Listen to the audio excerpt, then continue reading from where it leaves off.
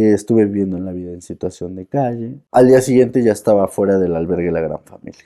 Pues al principio cuando llegué dije, no, pues voy a hacer una nada, al menos no estoy con mi familia. Cuando volteé a ver así, literalmente parecía un reclusorio. Mi primera comida fue una papa llena de gusanos blancos y al final una rata, ¿no? Cocida. Te tienes que acostumbrar, princesita, porque tu vida de ahora en adelante va a ser así. Que nos pasaban las ratas, las cucarachas y todo. La mierda se salía por el piso. Los encargados a los niños chiquitos los jalaban de las orejas, los agarraban y los aventaban y les ponían la cabeza. De los 12 a los 15 años, realmente de mí. A mamá Rosa la detienen y se la llevan. No la volvimos a ver.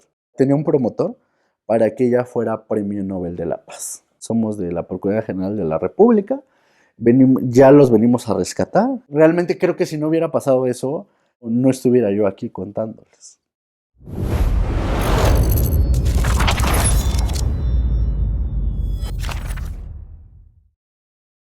Por favor, me regalas tu nombre, tu edad y a qué te dedicas.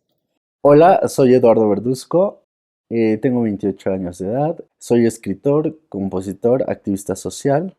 ¿Nos platicas un poquito de tu infancia, de tu mamá, de tu papá, de tus hermanos? ¿Nos platicas un poquito de eso? Claro que sí. Mira, pues soy el menor de 6 hermanos del mismo papá. Mi papá trataba a mi mamá. eh, Soy de un pueblo que se llama Telolotla, que es a la Sierra Norte de Puebla. Mi mamá se casó, bueno, se juntó más bien con mi papá, lo que sé, cuando ella tenía como alrededor de 15 años. Él le llevaba 10 años. Recuerdo que él era un pescador, de ahí de mi pueblo. Sin embargo, entre el noviazgo que ellos tenían ya había violencia. O sea, sí había violencia y todo. No sé muy bien la historia de mi mamá, por qué se quiso salir de casa de mi abuela. No sé muchos contextos y todo. Lo que sí sé es que pues se fue, se juntó. Nos tuvieron a mí, tuvieron a mis demás hermanos. Sin embargo, cuando yo tenía como aproximadamente 6 años de edad, recuerdo que mi papá golpeó mucho, no solo a mi mamá, sino a mis demás hermanos. A uno le rompió el tímpano de una patada, a otro, al mayor, le quemó la pierna con una olla de café caliente. Mi mamá, después de 10 años de estar con él aproximadamente, eh, se cansó de la violencia que sufría y todo, y se va. Ella ya se dedicaba a la prostitución. Entonces, en ese sentido, eh, pues dice, no me puedo hacer cargo de mis hijos como tal. Toma una decisión que para muchos pues estará bien o mal, yo no puedo decidir entre eso, y vende a mis hermanos, ¿no? Y digo, pues no puedo decidir si está bien o mal porque al final del día, hoy mis hermanos para todos los que se preguntan en redes sociales, sí los volví a ver. Desgraciadamente no tenemos una conexión como tal, pero sé que están bien y que sé que bien o mal lo que pasó, ellos han hecho su vida. ¿A quiénes vendieron a tus hermanos? ¿A qué personas? No sabría decirte, solamente sé que hay alguno que sí no lo logré volver a ver. ¿Por qué? Porque mi mamá lo vendió, pero con una persona de clase alta, los más ricos del pueblo, se supone, en su momento. Y entonces haz de cuenta que pues lo vendió. Y pues ya ves que cuando los venden les cambian los apellidos igual. Y ni a mi mamá ni mi abuela me pudieron decir, no quisieron decirme quién es él, porque él ya tiene otra vida, ¿no? ¿Y a ti por qué no te vendieron? A mí no me vendieron, ¿por qué? Porque yo era el menor, era como el más chiquito, ¿no? Tenía yo 6 años de edad. Y creo que no les iba a servir para los trabajos pesados, ¿no? Hoy, pues sí los he vuelto a ver, pero no tenemos una conexión como tal. Este, y pues cada quien hizo su vida, ¿no? ¿Recuerdas la sensación de vacío o incluso puede ser que de abandono cuando ya no estaban tus hermanos? Pues más que nada de vacío, tuve que empezar a captar las cosas muy fríamente desde esa edad. O sea, porque cuando pues venden a mis hermanos y todo, em, mi mamá, sí, tal cual, me dijo, yo no soy tu mamá, o sea, tu mamá se murió en un accidente de ahora en adelante, yo soy tu tía, me llamo Rocío y solamente soy tu tía y así me vas a decir. Porque ella empezó a formar otra familia, ¿no? Ella empezó a andar con una persona creo que 15 años menor que ella. Y todo venía de una clase media el chico. Inclusive su suegra tenía un restaurante, o tiene todavía la señora. Y todo al pie de la carretera. Entonces ahí ella no la querían. Obviamente la señora se daba cuenta que pues no, no era mi tía, sino pues era mi mamá, ¿no? Y pues ahí en ese momento yo lo que llegué a entender que decían ahí las señoras que pues es que esta ya está recorrida, ¿no? O sea, ya, dice, a lo mejor tiene hasta más hijos, ¿no? Y todo. Sin embargo, pues a pesar de todo ello, eh, pues la señora empezó a decir, no, pues hijo, pues si el niño no tiene familia, seguro, pues dale tus apellidos, ¿no? Entonces, antes me llamaba Eduardo Yair González Cruz. Cuando esta persona me da sus apellidos, mi padrastro, o sea, me paso a ser Eduardo Yair Olarte Cruz, ¿no? Ahora me llamo Eduardo Verduzco, ¿no? Al cuadrado. Entonces, haz de cuenta, así, ¿no? Pues el señor no me trataba tan mal, la que sí me trataba mal era mi mamá.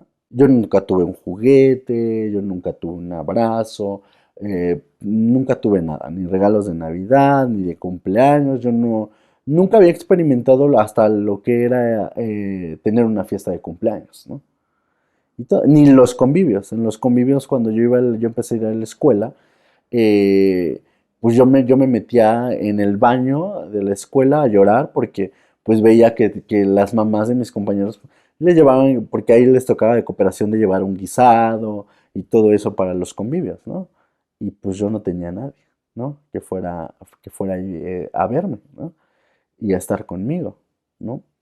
Entonces, pues tuve que empezar a captar muchísimas cosas. Eh, en su momento, cuando a mí mi mamá me enseñaba que las vocales y todo eso en casa, recuerdo que tenía como un pizarroncito chico y uno de esos que es abaco, con el que te enseñaban a sumar y restar, ¿no? Pues mi mamá, si yo no me sabía una vocal o así, pues agarraba y me agarraba de las orejas y contra el pizarrón. Y si no le volvía a decir las vocales, me volvía a hacer lo mismo.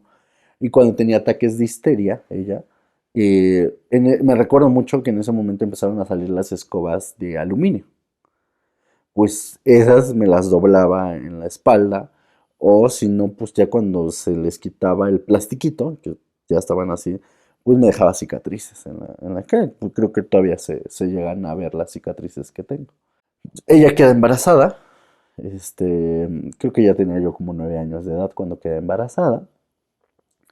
Y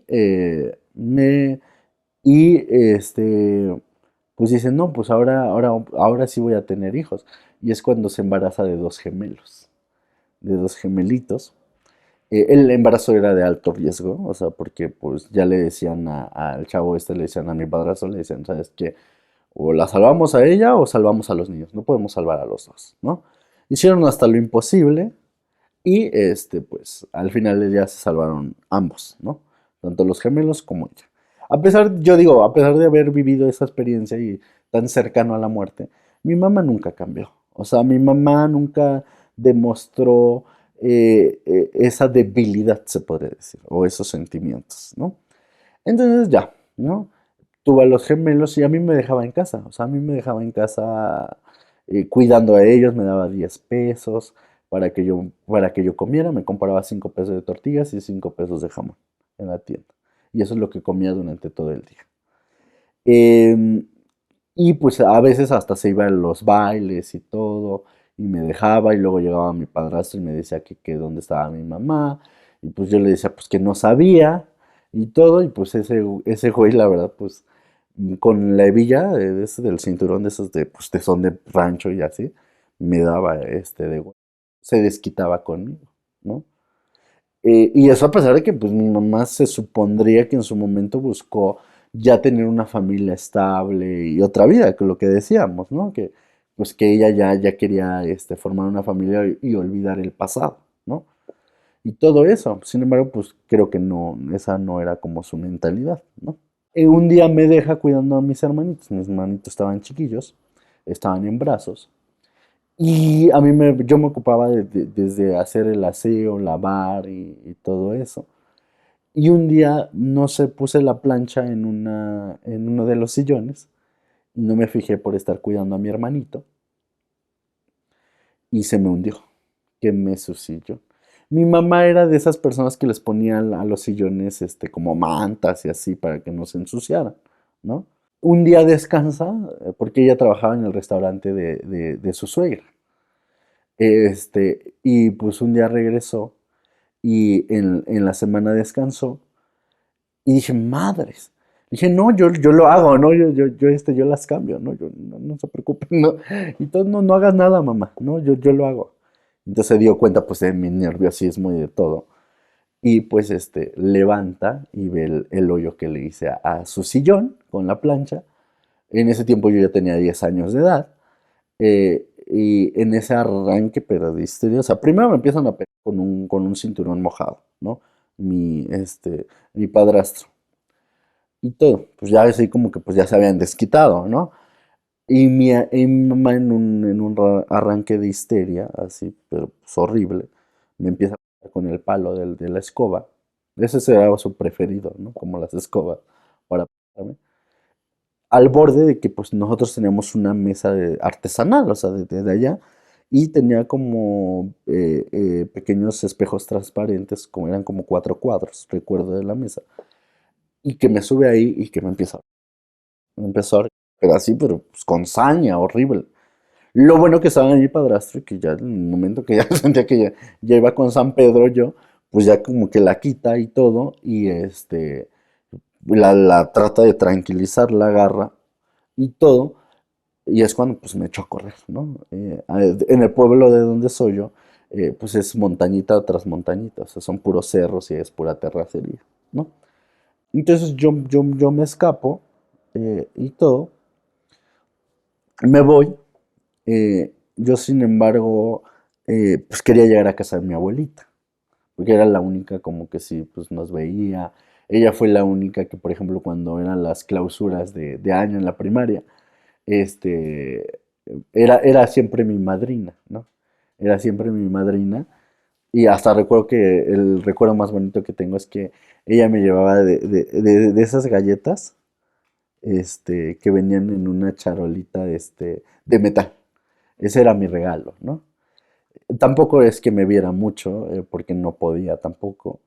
Pero siempre en las clausuras ella era mi madrina. Los únicos recuerdos bonitos que tengo de mi niñez, ¿no? Y todo, entonces yo iba a ir con mi abuelita.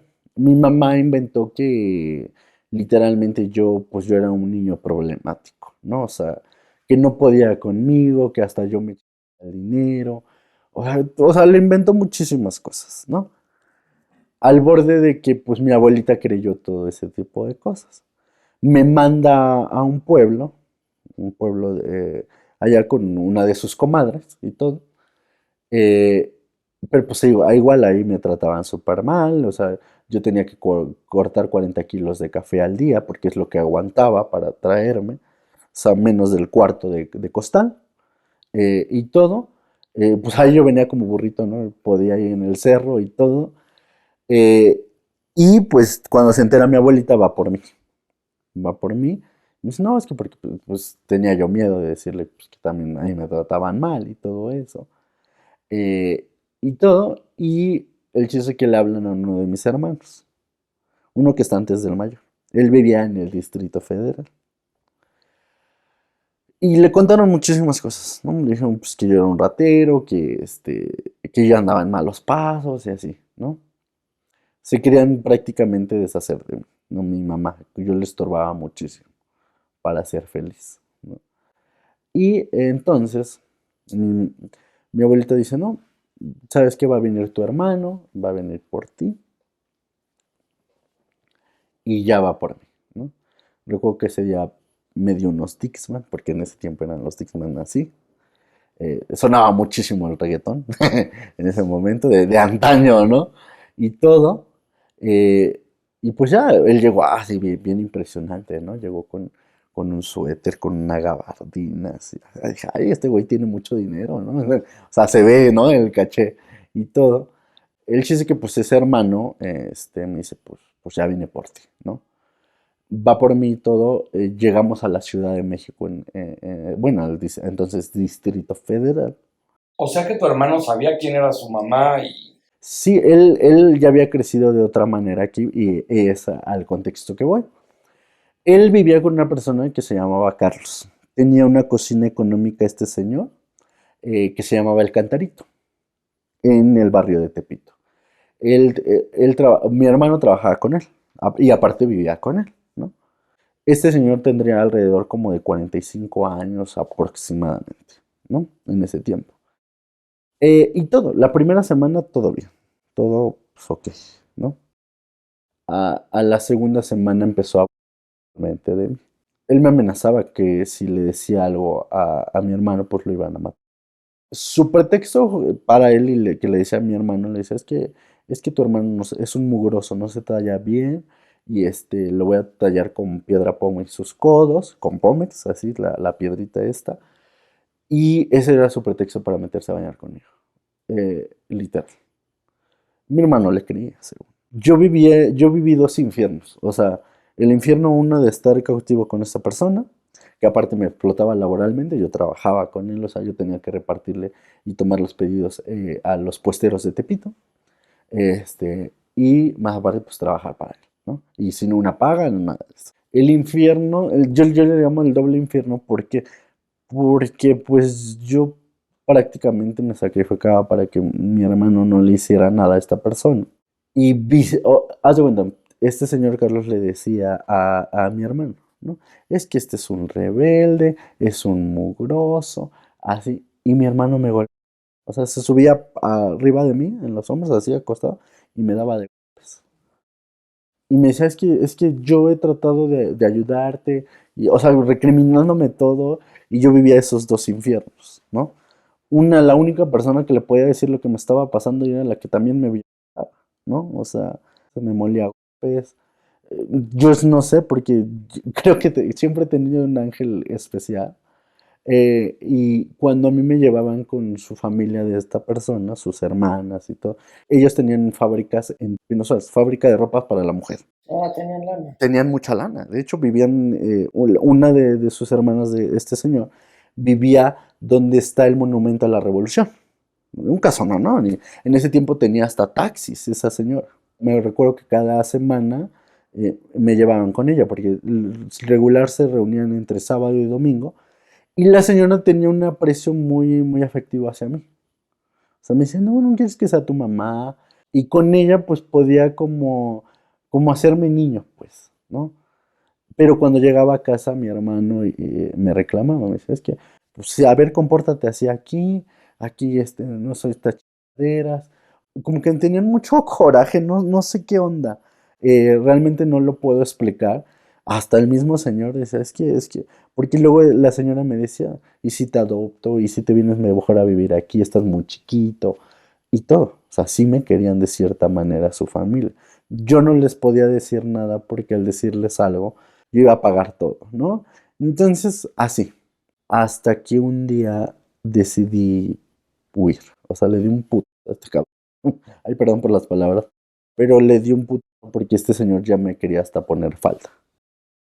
O sea, literal, o sea, había una señora que nos ayudaba a hacer la comida.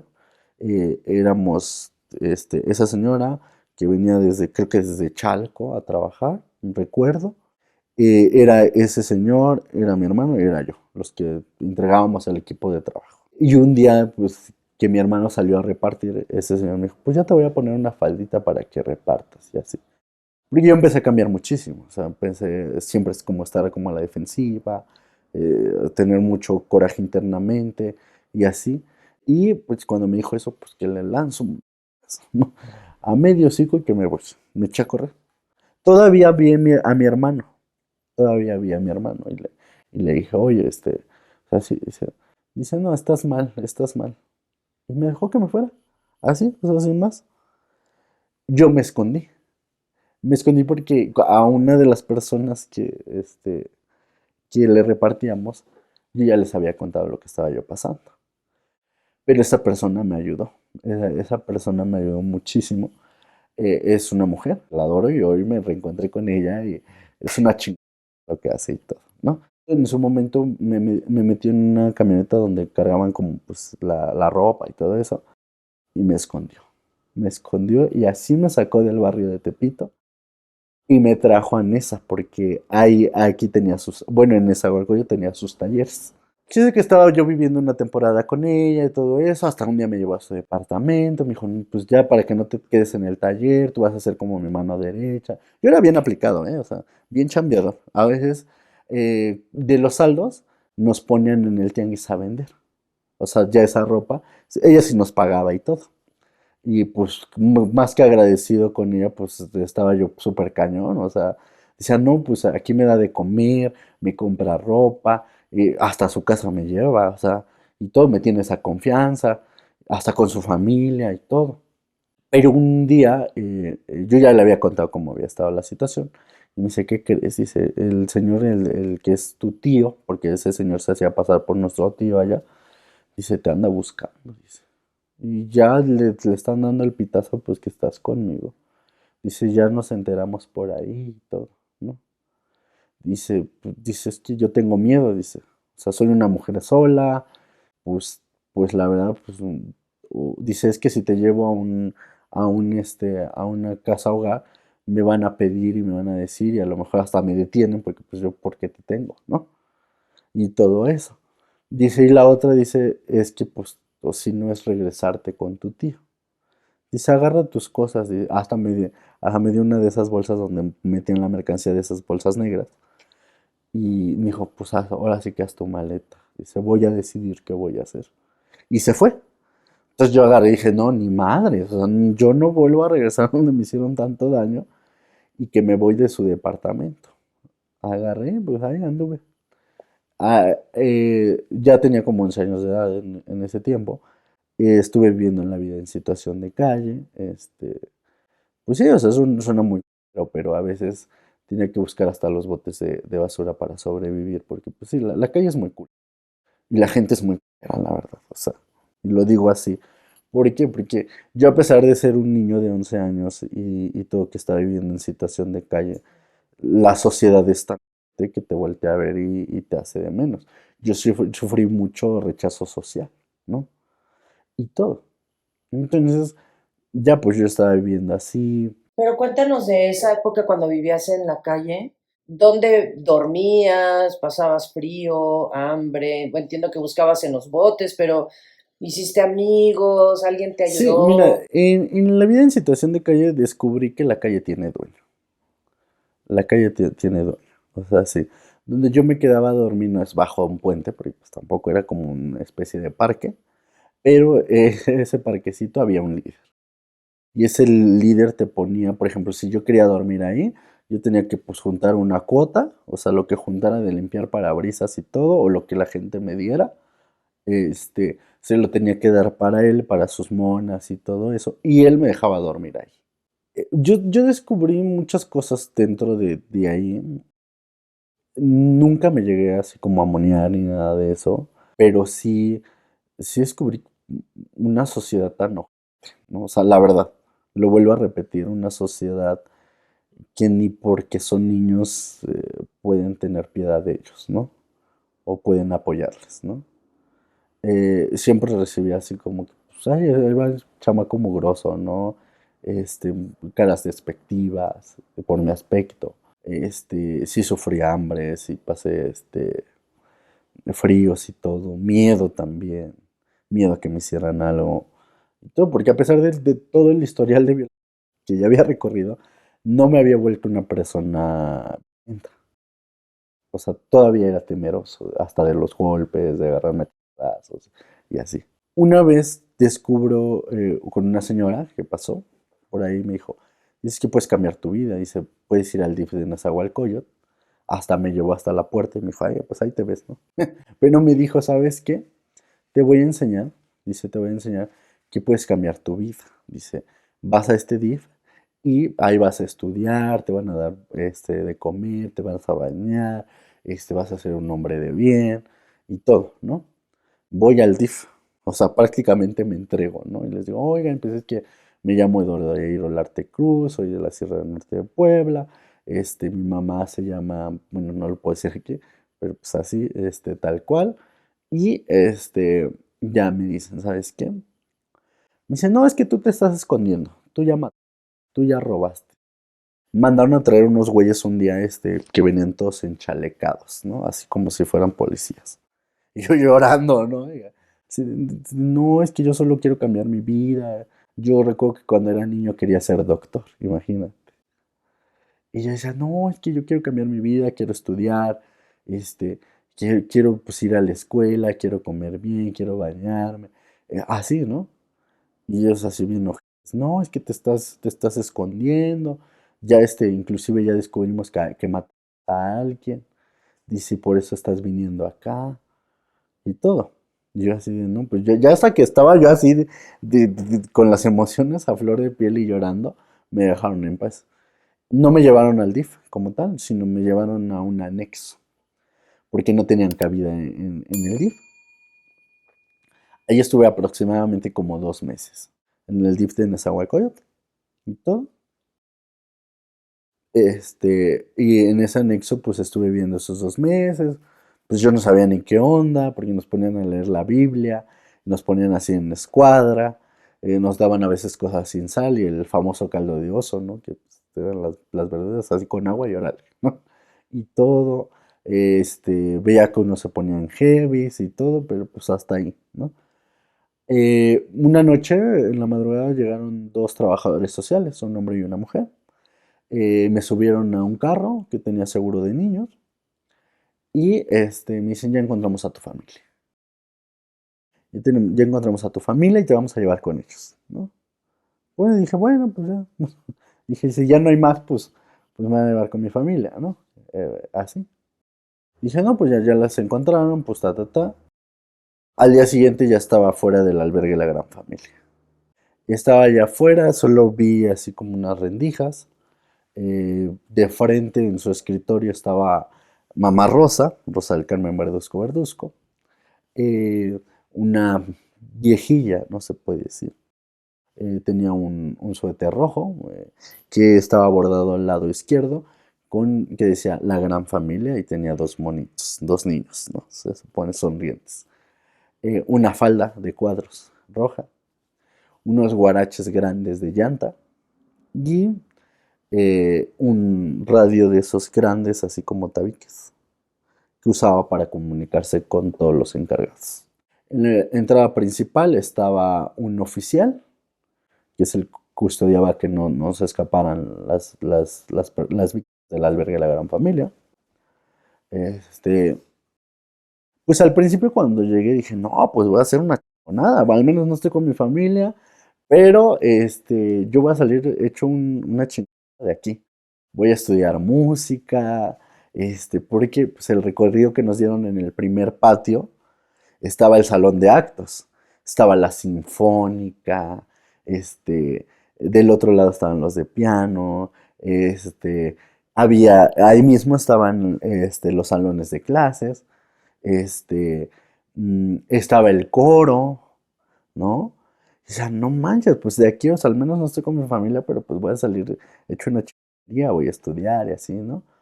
En el momento que a mí me llevan los trabajadores sociales ahí, automáticamente paso a ser, paso a ser hijo de Mamá Rosa. O sea, ahora de llamarme Eduardo Yair Olarte Cruz, ahora pasé a ser a Eduardo Verduzco Verduzco. ¿Por qué te quitaron tus apellidos y te pusieron eso? Porque Mamá Rosa lo que hacía era a los que llevaba al DIF o los que no tenían familia como tal, que nadie los reclamaba, les ponía su apellido. Inclusive a niños que llegaban a nacer ahí, que sí tenían a su mamá y todo, pasaban a ser hijos de Mamá Rosa. Pero de manera legal. Bueno, se supondría que era de manera legal. Ya después se encontraron al notario y todo ese pedo. y pues, descubrieron que pues, no era legal. Pues, en 50 años aproximadamente que operó esa casa hogar o ese albergue, imagínate que pasaron más de 4,000 niños, ¿no? ¿Y tú legalmente cómo te llamas realmente? Legalmente hoy en día me llamo Eduardo Verduzco. Ya con abogados logré que se me quedara esos apellidos. Entonces ya cuando pues, llego ahí adentro del albergue, pues primero me imaginé que todo iba a estar bien, ¿no? Sin embargo, no. Le habla un encargado de ese momento, Miguel Ángel Ibarra Valencia, alias El Chivo. Le habla y dice, a ver, Chivo, Chivo, ven, ¿no? Ven por este niño. Y me pasa al segundo patio. Cuando paso al segundo patio había chicos tatuándose, pero literal, o sea, era una aguja de coser zapatos con hilo cáñamo, Johnson de esas de para bolear zapatos, esa era la tinta con la que nos tatuábamos, y un carrito de esos el motor de un carrito de esos de cuerda, esa es la maquinita con la que hacían para tatuarnos, ¿no? Y todo. En ese momento veo tatuándose gente, otros chicos agarrándose a golpe. Yo, pues, o sea, todos así como avispas al lado mío, porque pues, era el nuevo, ¿no? Y todo eso yo no entendía. Cuando volteé a ver así, literalmente parecía un reclusorio. ¿Por qué? Porque nosotros no teníamos ni siquiera ventanas, o sea, con vidrio y eso. Eran barrotes sobre barrotes, candados sobre candados. Las piezas eran así, los baños eran horriblemente así sin hacinamiento y todo. De hecho, no había higiene porque eran unas tuberías así que caían a chorros del agua con piojos y todo. Este, Recuerdo que cuando me pasan a comer, porque ahí literalmente bueno, donde nos asignaban la parte de la mesa, que era le decíamos tu lugar, ¿no? Tu lugar era así, pues aquí te ponían tu comida. Mi primera comida fue una papa llena de gusanos blancos, un aguacate así todo, bueno, la mitad de un aguacate, todo verde, literal, o sea, no te lo puedes ni comer. Dos tortillas enlamadas, o sea, con puntos verdes y todo. Y recuerdo que ese día no quise comer, ¿no? Y todo. Y a mí sí me dijo el encargado, me dijo, es que te tienes que acostumbrar, princesita, porque tu vida de ahora en adelante va a ser así, ¿no? Al principio sentí temor, eh, después con el tiempo te acostumbras, ¿no? Como a las 5 de la tarde empezaban a dar de cenar, porque a las 6 de la tarde nos subían a las piezas. Entonces a las 5 dieron de cenar y todo. Ya no pasabas al comedor directamente, sino afuera de la puerta del comedor. Era una olla de esas grandes, de metal. Era repollo así dado, con caldito y todo. Y al final una rata, ¿no? Cocida, ¿no? Cuando ya tiraban todo el caldo. No te daban platos, no nada de eso. O sea, literalmente con tu playera que te daban de uniforme, porque nos uniformaban, este, así tenías que ponerla para pues, poder alcanzar un poquito de repollo y podértelo comer, ¿no? Cuento un poquito más, me asignan una pieza. En cada pieza había alrededor de 20 chavos que dormían ahí, o sea, uno tras otro, que nos pasaban las ratas, las cucarachas y todo. No teníamos en las piezas una taza como tal para hacer nuestras necesidades, sino que era un bote aproximadamente de este tamaño, que lo tenías que bajar al siguiente día y tirarlo a la coladera sin que fuera a caerse en el transcurso. Nos teníamos que limpiar ahí cuando llegabas te daban un colchón que era pues de este grosor, más o menos como de pre, y ya le quitabas al colchón para poderte limpiar, ¿no? Y todo. A algunos sí nos tocaba cama, pero literal eran de esas de metal así, como literas, pero de metal que estaban enredadas así con metal, ¿no?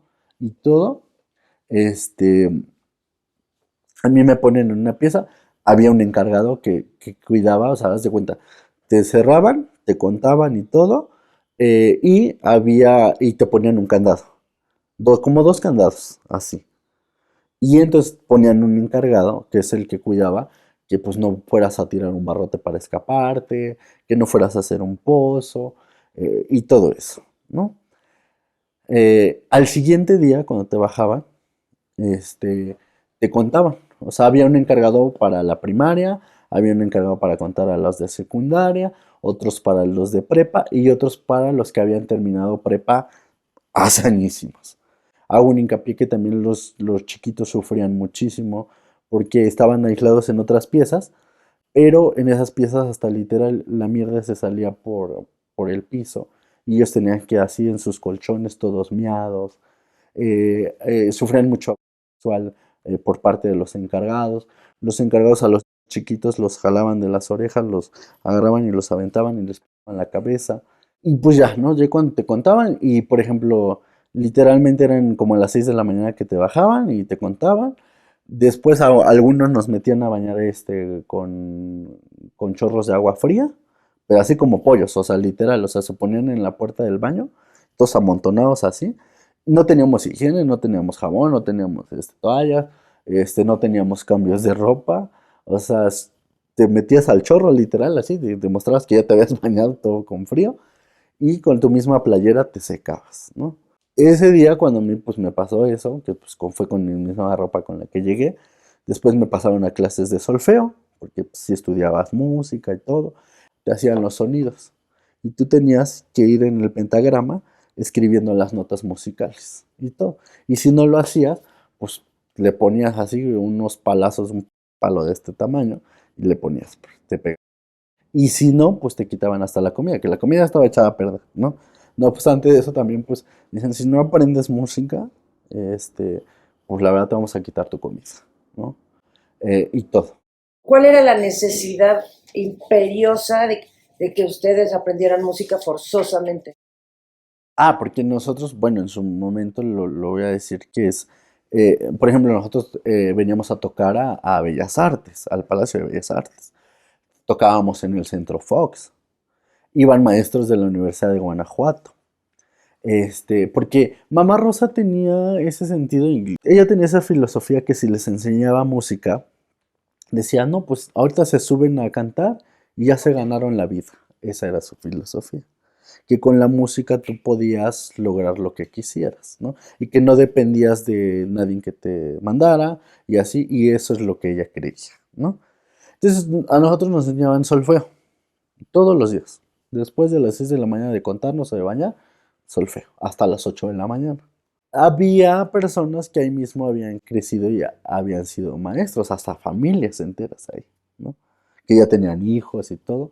Y Mamá Rosa les pagaba con una especie de vales que ella misma fabricaba.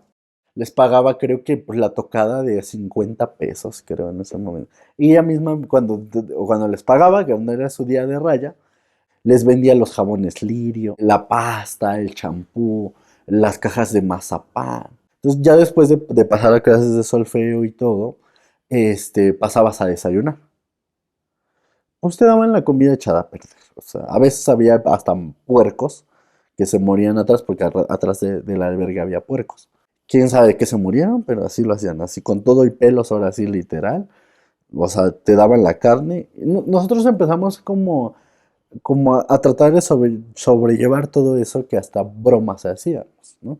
Decíamos, no mames, van a dar mamut de comer, vamos a comer mamut, ¿no? Porque te ponían en un plato de esos, de plástico, hondo se supone, y te ponían hueso así, ¿no? Y te ponían una carne que apestaba hediondo, ¿no?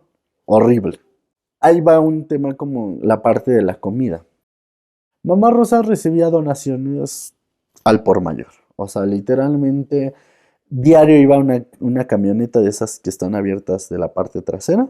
Iba y le daban una arpilla de papas, una caja cajas de plátano, así bonito, bonito, hasta venían empapelados, ¿no? Así con ¿no? Mangos, esos grandotes.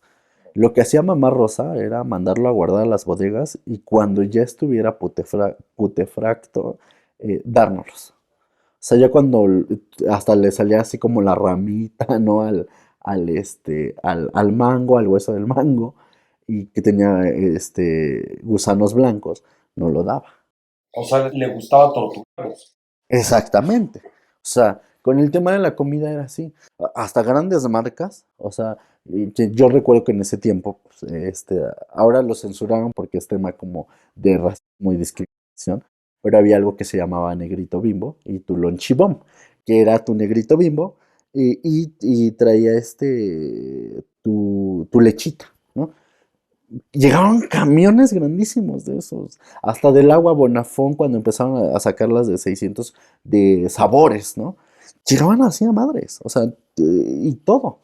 Eh, Carnitas Aeropuerto, que son muy famosas allá en Zamora, Michoacán, se las daban, que eran bolitas de carne así, con carnitas y todo. Al lado teníamos un KFC, ¿no? Y nos mandaba pollo, o sea, nos mandaban bolsas así de cajas de pollo, así que yo veía cómo pasaban, así. Y las mandaba a las bodegas directamente. Y cuando ya tenían los puntitos verdes, los pollos, así del Kentucky, es cuando no los daba.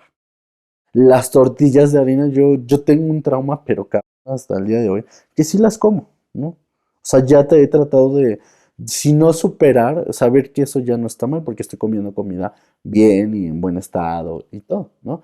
Pero yo tengo un trauma con las tortillas de harina, porque a nosotros cuando ella nos las daba ahí en el albergue, estaban, o sea, llena de puntitos verdes y nosotros le quitábamos así los puntitos verdes, le hacíamos así literal la tortilla, nos las metíamos y tomábamos agua de la llave. Eso para mitigar el hambre. Pero ella sí tenía donativos así, muchísimos. O sea, sí llegaban camiones, literal, descargaban la fruta en buen estado. No sé por qué, pues esa parte de hacernos eso, ¿no? O sea, de darnos la comida echada a perder, literal. Pero ese albergue no es como que estaban ahí porque ellos los estaban ayudando, eso es evidente. Ajá.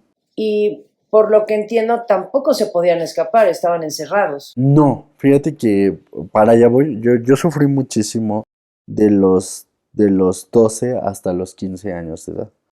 Porque pues yo estuve encerrado 6 años dentro del albergue de la Gran Familia. De los 12 a los 15 años, realmente de mí, me golpeé. ¿Quiénes eran tus abuelos? Los mismos encargados del albergue de la Gran Familia. Llegó un punto Mamá Rosa no se uniformaba. Haz de cuenta, nosotros teníamos 2 cambios a la semana, que era el lunes, nos daban, dependiendo, pues si ibas a la primaria, secundaria o prepa. Pero pues los uniformes tenían el logo del albergue La Gran Familia. ¿Para qué? Para que cuando tú te escaparas, la misma autoridad municipal de ahí estaba coludida con Mamá Rosa. Entonces, haz de cuenta, te escapabas y luego te identificaban que eras hijo de Mamá Rosa y te regresaban al albergue La Gran Familia, ¿no? Aparte de darte una muy, muy, muy capa, te encerraban en un lugar que se llamaba El Pinocho. Este lugar solo tenía una rendijita para pues, ver la luz del día, un hoyo para hacer tus necesidades. Y Mamá Rosa te encerraba de 1 mes a 2 meses sin comida. Y eso es muy sorprendente porque cuando lo he contado en redes sociales, dicen que pues no, yo no sé. La verdad es Dios es tan grande que nos dejó sobrevivir todo eso. No dejaba que nadie se acercara ni siquiera para darte un vaso de agua. Eso lo hacía hasta que pues tú ya te rindieras psicológicamente y dijeras y le pidieras perdón de rodillas y le prometieras que no te ibas a volver a escapar. Y le pidieras perdón por haberlo hecho. Sí, o sea, estaba peor eso a estar realmente encerrados, ¿no? Ajá. O sea, dentro de ese mismo encierro había otro encierro. Y te digo, no veías, o sea, literalmente pasaban las ratas ahí. Este cuartito, pues no salías, imagínate el estar contenido ahí. El que no te den de comer, el nada más estar viendo pasar todo, que no se pueda ni siquiera, no puedas hablar con nadie. Y eso, o sea, porque no, les decía, si tú te acercas, aunque sea a darle un vaso de agua o algo, te va a ir igual que a él. Y te digo, las mismas autoridades estaban coludidas con ella. Te daban playeras que estaban llenas de liendres en el sobaco. Tenías piojos hasta, ahora sí que tus partes íntimas, ¿no? Hasta jugábamos, decíamos, no, tenemos mamuts, tenemos toros mambos, grandotes, ¿no? Así hasta te los sacabas, ¿no? Y decías, ay, mira, este está bien gordo, ¿no? Y así, ¿no? Vamos a jugar. Y literalmente así, ¿no? Inclusive yo me hice a la idea que pues nunca iba a salir de ahí, pero pues yo decía, pues voy a salir vivo o muerto. Entonces yo me empecé a cortar. Por eso es que tengo todas estas cicatrices en las manos. Todo esto. Yo no sé la verdad porque nunca me... ¿no? O sea, realmente aún trato de tener ese sentido. Digo, he vivido cosas muy bonitas de un tiempo para acá y todo. Pero en su momento yo decía, pues es que no me muero, ¿no? La más grande que me hice fue esta, donde sí me cosieron, ¿no? Yo agarraba y yo me cortaba las venas cuando pues estaba, ya cuando me encerraban y todo, y me ponía un zarape, ¿no? Y yo sí veía cómo brotaba la sangre, hacía madres, ¿no? Y todo me quedaba así, ¿no? Y decía, ya me voy a morir, ¿no? Literal. Y al día siguiente amanecía con toda la sangre coagulada. Se me hacía, o sea, así como bien coagulada la sangre. Y yo decía, no, es que pues no me muero. Y, o sea, ya, por favor, ¿no? Ya acaba con este sufrimiento, ¿no? Y nunca, ¿no? A los 15 años empecé a tornarme ya violento, ya me daba tiros, o sea, ya me defendía, ya tenía amigos, ¿no? Ya tenía grupitos, ¿no? Cada quien hasta en su propia esquina, ¿no? Ya si alguien se metía con alguno, pues ya saltaban los demás. Y algo que me enseñaron era que, pues si yo no me defendía de esos cabrones, o sea, mi propia bandita me iba a dar en la madre, ¿no? Me decía, ve y dale con este tubo al que te vio. Si no lo haces, nosotros mismos te vamos a matar. Entonces ellos me enseñaron a defender. Y me dicen, si vemos que te va ganando, nos metemos y le damos, ¿no? Le damos con los tubos y así. Empezamos a hacer como amistades, así. Nos empezamos a defender. Empecé a cambiar muchísimo.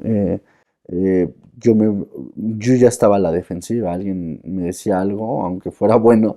Decía, no, vete a la chingada, ¿no? A tu madre, ¿no? O sea, yo qué te voy a andar haciendo caso. Y así, ¿no?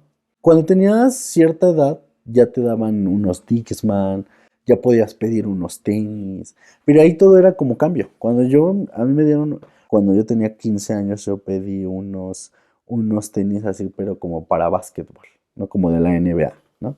Y de esos así grandotes. Y cuando me los trajeron, yo pude hacer cambio, se los vendía a un encargado y pude comprarme cosas de bañar, mi primer jabón lirio, mi primera crema, ya hasta me compraba cajetillas de cigarros, ¿no? ¿No? Y todo. Me sentía bien matón, ¿no? Yo así literal, porque yo me intenté escapar. O sea, cuando conseguí ese dinero, me empecé a escapar. Sí venía gente hasta del, ¿cómo se llama eso? Del santuario de Michoacán, de Zamora. Y todo, y organizaban así la gente benéfica. ¿Qué hijos de p-? ¿No? Porque al final del día sabían todo lo que estábamos viviendo, ¿no? O sea, hasta digo que hipócritas, y va a sonar mal y ojalá y no me funen por esto, pero una hipocresía total de la sociedad zamorana, porque era un secreto a voces lo que nosotros vivíamos dentro del albergue de la gran familia. Y esa misma gente hipócrita de mierda, o sea, literalmente, eh, iba al albergue y sabía lo que vivíamos. Ya sabía lo que se vivía dentro del albergue de la gran familia, era un secreto a voces en la sociedad. Inclusive en algún momento a los mismos chicos que recuerdan que sus mamás les decían o sus papás les decían, si no te portas bien te voy a llevar con mamá Rosita, ¿no? Y eso era con lo que los atemorizaban a ellos. Entonces, dentro de ahí mismo, había gentes, pues no recuerdo muy bien, pero eran gentes importantes, ¿no? Y ellos eran los que se encargaban como de, nosotros hacíamos las cartas y esas eran verificadas por Mamá Rosa. O sea, sí iban así como carta por carta la leía y la autorizaba. No nos podían llevar nada de celulares, nada de ese tipo de cosas. Ni ¿cómo se iPods, ¿no? Porque en ese tiempo empezaron a salir los iPods y todo eso. Y ella administraba, ella decía, no, pues ya de esta edad para acá, o los que van a secundaria, sí se pueden traer unos tenis. A los de primaria les vamos a dar una pelota, ¿no? Y así. O sea, cuando ibas subiendo como de nivel de adultez, es como conforme te ibas ganando las cosas, se supone. En la vida de estos personajes, para quedar bien ante la sociedad y todo, hasta nos ponían loza nueva, o sea, sí era seguía siendo de eso de la más, ¿no? Pero loza nueva, ¿no? O sea, se veía hasta elegante, ¿no? O sea, Y nos daban de cenar ese día. Ese día primero nos daban carnitas, un platito de carnitas así chiquito. Tú ya elegías si se lo vendías al encargado, se lo vendías a él. El plato costaba 5 pesos. Ajá. Y todo el día, pues, iba año por año, porque también había mujeres, recordemos eso, que también había una población de mujeres. Ibas pasando las piñatas y así. Este, pero antes de que pues, nos trajeran los regalos, Mamá Rosa hacía lo siguiente. Si no te veía con calcetas o calzones, te quitaba tu derecho a que te dieran tu regalo. Y hasta tu comida del 24 de diciembre. Mismas que decían, no, pues ya te doy tus calcetas, pero ya te lo cambié por tu comida. Ya no te vamos a dar comida el 24. Que no pase. Así, al comedor. Y estabas castigado, literal. No pasabas a partir la piñata. O sea, era una hija de la chica, ¿no? Los momentos que se podían hacer felices ahí, también los hacía inmundos. O sea, a ver, algunos de los chicos sí llegaban a decir, no, es que nos tienen así, ya sé. Y les daban una madre, los mandaban al otro patio. Y como si nada les hubieran dicho a las personas de la política, ¿no? ¿No? Nos pasaban año por año, intercambiábamos hasta nuestros dulces, nos daban nuestro regalo, eso nos lo daban en el salón de actos que estaba en el primer patio, no en el lado bonito, se puede decir. Después pues, ya nos ponían la comida y todo eso, ya decía si decidía si venderla o no al encargado. Pasabas, Mamá Rosa estaba ahí, porque si pasabas así corriendo y todo eso, a ver, regrésame a este capo. O a ver, ven, ven, ven, ven. Así le hacía, ven, ven, ven, ven. Te voy a ubicar porque te me estás desubicando. Y pues le daba unos cachetadones bien. Él me cacheteó una vez. No. Esa es una pregunta. ¿Cómo era la interacción de Mamá Rosa con todos ustedes? ¿Los golpeaban? Sí, o sea, ¿Cómo los trataba? Mamá Rosa no era una viejecita que quisieron pintar. O sea, Mamá Rosa era una persona que medía casi 2 metros, la chica esa. Este, no era la viejecita así que, ay, pobrecilla. No, ella te veía era una desgraciada. O sea, te decía, a ver, ven, ven, ponle, ponle, te me estás desubicando. Así le hacía. Y todo, y ya pues le ponía. Y si le quitabas, decía, a ver, chivo, ven, métele unos putazos a este cap, porque ya se está pasando porque yo soy su madre. Y entonces ya llegaba el encargado y pues te iba peor. Te daban unos madras y te ponían, o sea, te acomodaban la quejada así y madres, tenías que aguantar los p***s, ¿no? O los cachetadones que te daban, ¿no? La viejecita esa tía, por ejemplo, decía, a ver, cabrón, no te me estés durmiendo en el salón. Dice, a ver, ven, ven, ven, ven. Entonces agarraba los tabicotes, que eran los radios Motorolas así de esos grandes de tabique. Madres, o sea, atrás de la nuca, madres, cabrón. Te los daba. Dice, a ver, ven, ven, ponle, ponle. Y cuando le quitabas, ahí, pues, te olía el madrazo, los madrazos que te ponía Mamá Rosa. Dice, a ver, cabrón, háblenme al chivo, al rollo. Dice que este cabrón ya está pasando de ver. Y venían y te daban tus ubicones, tus cachetadones, te pisaban la cabeza a los encargados, o sea, cuando no tenías, o sea, por ejemplo, volviendo al tema justamente de los regalos o de la Navidad, te digo que te mandaba a ver y te decía, bueno, ¿qué prefieres? Que te dé tu comida, porque eres un muerto de hambre. Dice que te dejo tu comida, pero ahorita te vamos a poner unos bachelazos. Unos bachelazos que jugábamos tanto. Eran unos manotazos en la parte trasera. O sea, pero cabrón, órale, cabrón, ¿no? O si no te decía, a ver, te voy a dejar tu comida, pero ¿sabes qué? Ven, ponle así, pero así las quiero. ¿Cómo se llama? El arco del violín. Con ese te daba, ¡zas! En las manos, ¡zas! ¡Zas! Y tenías que aguantar. Dice, ahora sí te voy a dejar tu comida. Pero te sangraban todas estas partes de las muñecas, ¿no? Y te decía, ya te dejé tu comida, ya te ganaste unos pedazos. Órale, vete al otro patio. Cuando veía a alguien llegar así, a ver, cabrón, ven para acá. No se te olvide que soy tu madre. A ver, ese niño que va ahí, que se está escondiendo. A ver, cabrón, yo soy tu madre y a mí me tienes que obedecer, madres. le daba con el radio. Así vivíamos las navidades. Los encargados, te digo que dentro de eso era un trueque. Cuando andabas en las piezas de los más veloces, porque era la ley del más fuerte, que yo llegué a estar en esas piezas. O sea, era de los que ya se escapaban, los que hacían fugas, los que hacían pozos en la pared, o sea, y todo eso. Nosotros ahorrábamos todo el año y mandamos a comprar un tonalla. Yo probé el alcohol y los vicios dentro del albergue de la Gran Familia. O sea, ahí en Navidades nos poníamos hasta el queque, o sea, así literal. Porque la mamá Rosa ya se iba con tal persona, tal figura pública de allá de Michoacán o de Guanajuato. Después de darnos de cenar y todo, pues ya, órale, ¿no? Nos robaban, recuerdo que entrábamos a las bodegas y así nos echábamos un pantalón que estaba. Pensamos, traemos algo de afuera, ¿no? Traemos un pantalón, una playera, ¿no? Y pues nuestros cigarros, hacíamos desmadre. Ese día podemos hacer desmadre en las piezas como quisiéramos. La cogedera estaba a todo lo que daba. O sea, nosotros entre piezas había las piezas de las mujeres y las piezas de los hombres que estaban enfrente. Entonces hacíamos señas, no, mañana, allá. ¿No? Y les decían unos chicos, a unas mujeres, con zarapes a las 7 de la mañana, a las 7 de la noche, porque en las navidades nos subían más tarde a las piezas, ya casi cuando estaba todo oscuro. Y ahí es cuando aprovechaban pues, para la cogedera, ¿no?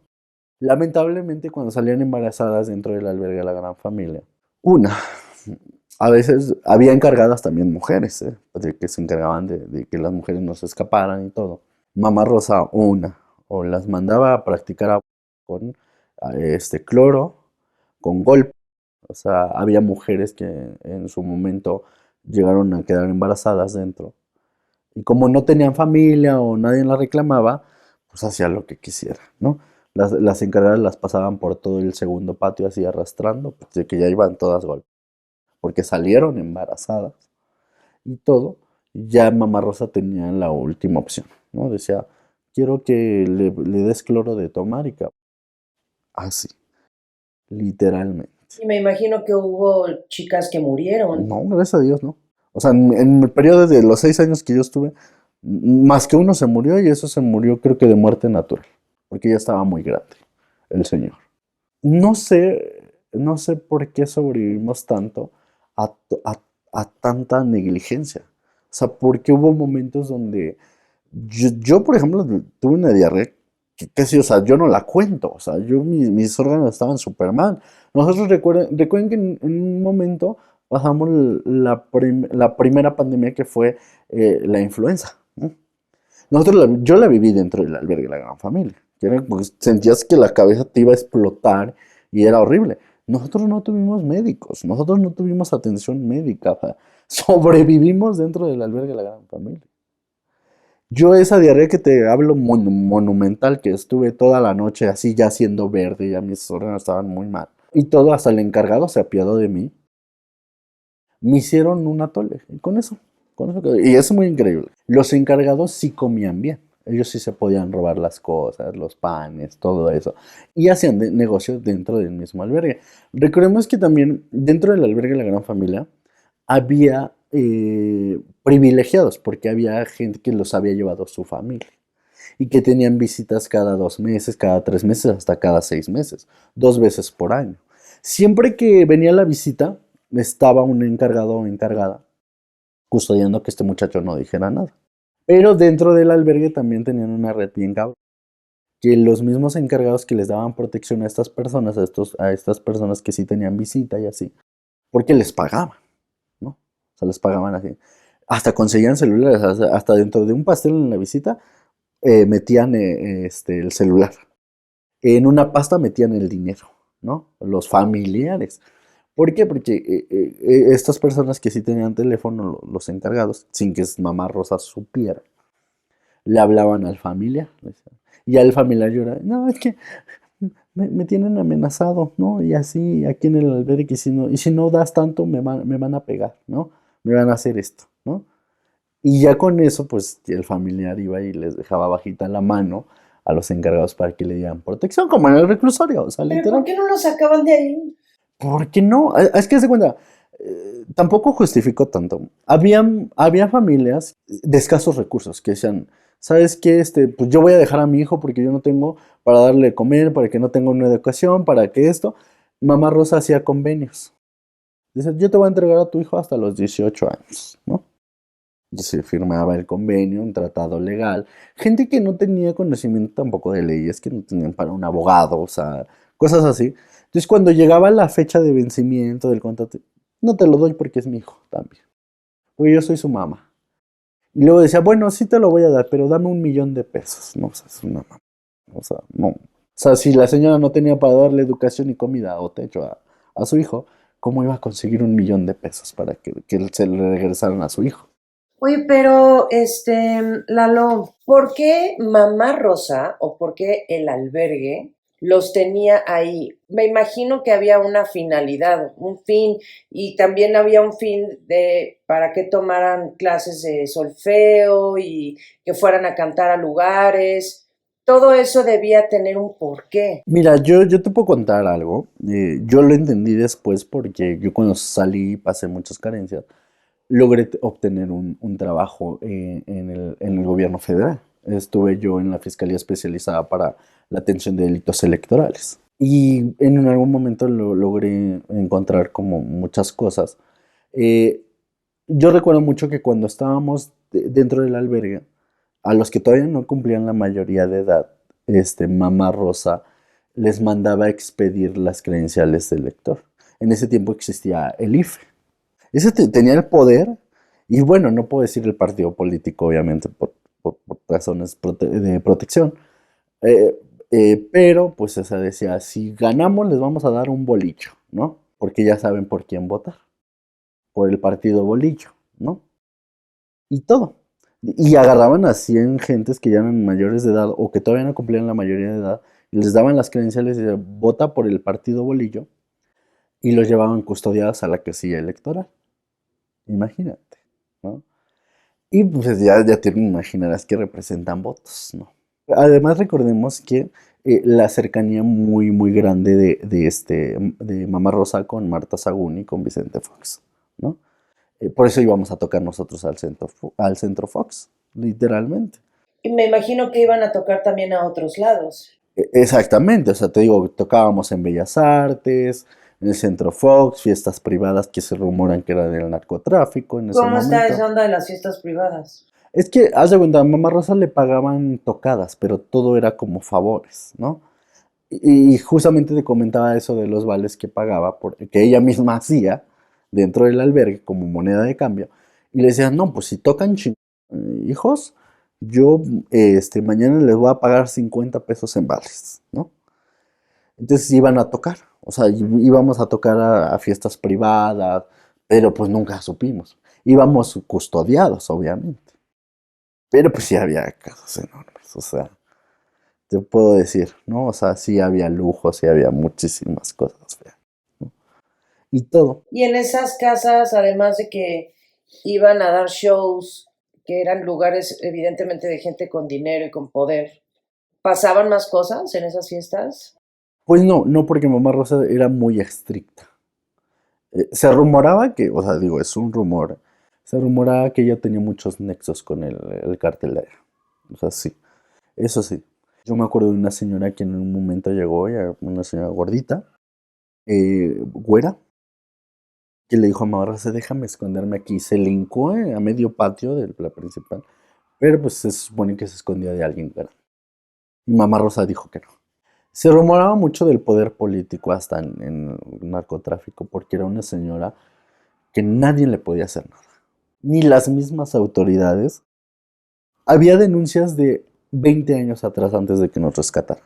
Cámaras querían entrar al albergue y nunca las dejaron.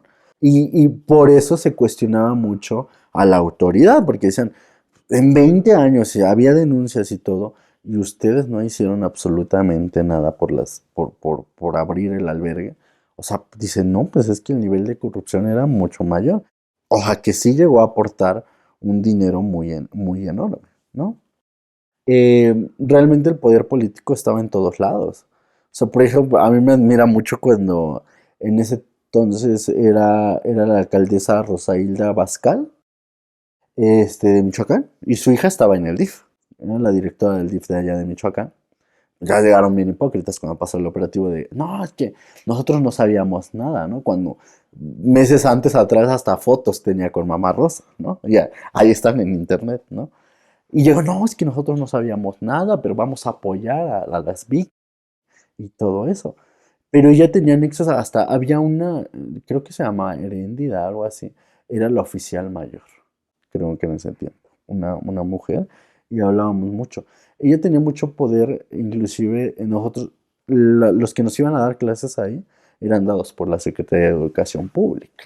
Y no decía nada, o sea, ellos sabían que pues sufríamos de tratos, de eso, pero ellos no decían nada por temor a Mamá Rosa, que inclusive ella tenía el poder hasta de quitarle las plazas.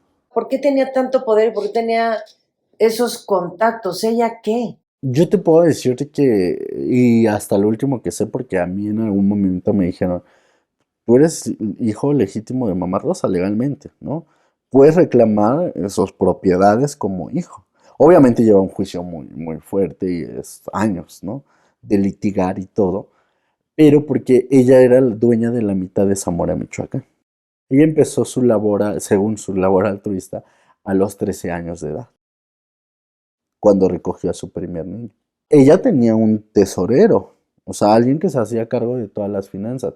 Se rumora tan solo que del terreno donde estábamos estaba avalado en 42.5 millones de pesos. El terreno. Nada más el puro terreno, ¿eh? Que al final del día, hoy en día, pues ya destruyeron el albergue, desaparecieron totalmente todo, o sea, Explícanos algo, Lalo. ¿Cuál era la finalidad del albergue? se rumora que es la parte de los votos electorales. La otra es que la mendicidad, por ejemplo, antes de rescatarnos, un año antes, el Cedesol, en ese momento, le dio 1 millón de pesos para nada más cambiar el piso del albergue, del comedor. Nada más el 1 millón de pesos para cambiar eso, ¿no? Se rumora que, imagínate, ¿cuántas aportaciones no tenían? De hecho, se supone que venía voluntariado de muchos países, o sea, muchos países. En diciembre, todos los diciembres, bueno, antes de diciembre, pero pues era eso, León Krauss, el escritor, ¿no?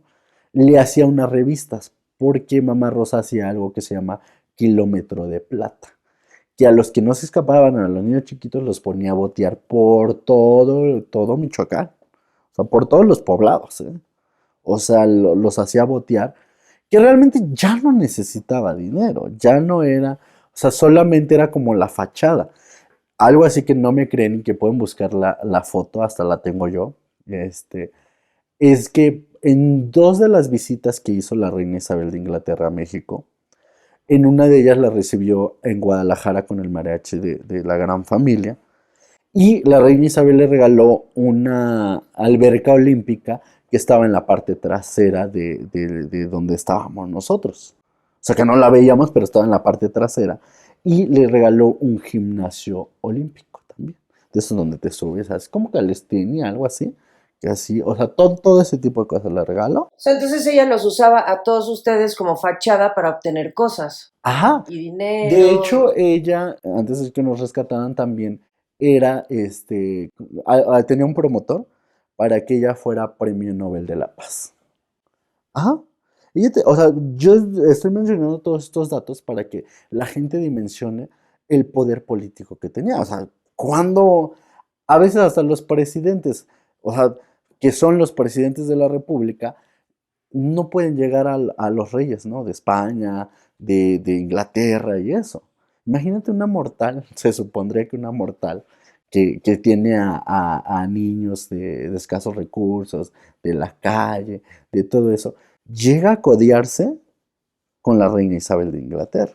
Y la gente me va a juzgar, ¿no? O sea, puedo entender que en algún momento hizo, hizo una labor, ¿no? Se puede decir, ¿no? Que sí recogió a muchos, porque yo he escuchado muchas versiones y que pasó el síndrome de Estocolmo también, porque yo hoy apoyo a personas que estuvieron antes que nosotros, que hoy ya son más adultos que nosotros y todo, que ellos sufrieron el síndrome de Estocolmo. O sea, a pesar de que Mamá Rosa les hacía cosas y todo, Ellos dicen hoy en día que es su mamá, ¿no? Es que es su madre, ¿no?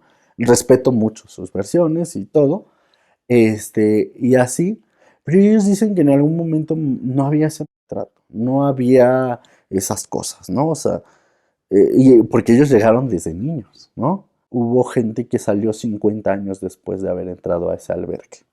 No pudieron reconstruir su vida como yo. Yo, gracias a Dios, cuando pasó el operativo, hoy tengo 28 años de edad y pude reconstruir mi vida y pude hacer una vida. Hoy estoy casado y todo, ¿no? Pero hubo gente que, a pesar de que la sacaron, ya no pudo hacer una vida normal, se puede decir, ¿no? Ya salieron, o sea, entraron a los 10 15 años y así, en ese tiempo, salieron a los 65, ¿no? 70, ¿no? Años, o sea, ya no pudieron disfrutar como hoy en día estoy disfrutando, gracias a Dios.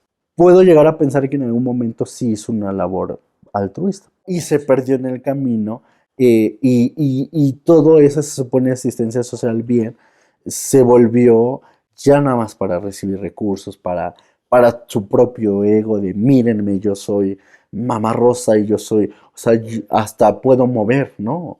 O sea, puedo mover hasta el presidente de la República. Y lo moví, ¿no? O sea, a las autoridades, ¿no? Ella llegaba y, inclusive en el operativo se rumora que cuando llegan y le dicen que le dicen, no, pues es que ya venimos, vamos de tal. ¿Y con quién nos podemos arreglar? Y que le dice Mamá Rosa en una entrevista, con él. Era tan así su carácter, que con ese muchacho que va pasando ahí, con ese arréglate. Así. O sea, ella era así. Ella no era la viejecita, ella andaba en una van, una camioneta de esas. Ella manejaba, ¿eh? O sea, ella era una señora que no tenía, como dicen, una discapacidad ni nada. Yo me imagino que el tener tanto poder fue lo que la corrompió. O sea, yo puedo creer eso, ¿no? Y trato de entender como esa parte que al final del día ver tanto dinero, ver tanto, o aunque ella se veía según casi casi indigente, ella era dueña de la mitad de Zamora, Michoacán. Tenía edificios totalmente, o sea, para ella. Oye, Lalo, y dentro de todas las donaciones que había, que recibía, además de comida y cosas como el piso, ¿no? Donar la loseta, ¿qué otras cosas le donaban? Pues dinero, pero pues eso nosotros no lo veíamos. Es que tenía ataúdes en la parte trasera. Cuando hacen el operativo, había ataúdes, o sea, inclusive quisieron hacer escarbaciones para ver si no había gente enterrada.